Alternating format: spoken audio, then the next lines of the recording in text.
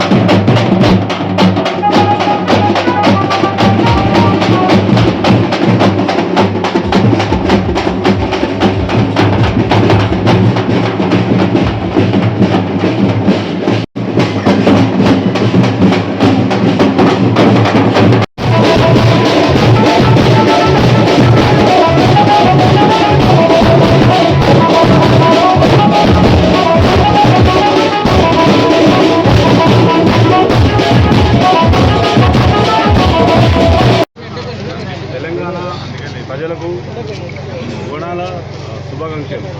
మొట్టమొదటిగా మాట్లాడదలుచుకోలేదు అంటే బోనం అనేది అంటే భోజనం, అమ్మవారికి మనం సమర్పించే భోజనం అది.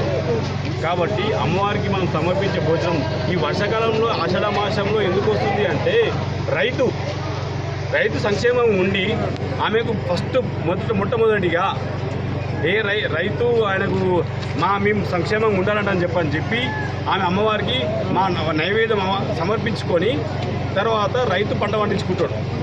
ఆమె ఆ రైతుకు సంక్షేమంగా ఉండాలి అని చెప్పని ఈ యొక్క బోనాల పండుగ ఉద్దేశం అన్నమాట.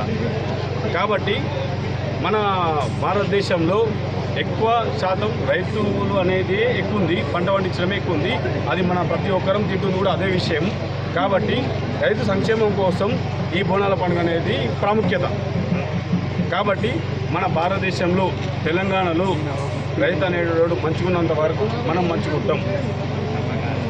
కాబట్టి నేను చెప్పాల్సింది ఏంటంటే అమ్మవారి దయాదాక్షిణ్యాలతో తెలంగాణ ప్రజలు సంక్షేమంగా ఉండి ఏ ఇబ్బందులు లేకుండా రైతులు మంచిగా ఉండి మన అందరికీ మన ఆరోగ్యపరంగా కానీ ఇంకో విధంగా కానీ మంచిగా ఉండి ఈ తెలంగాణ ప్రజలకు మంచి జరగాలని చెప్పి అమ్మవారిని కోరుకుంటున్నాం.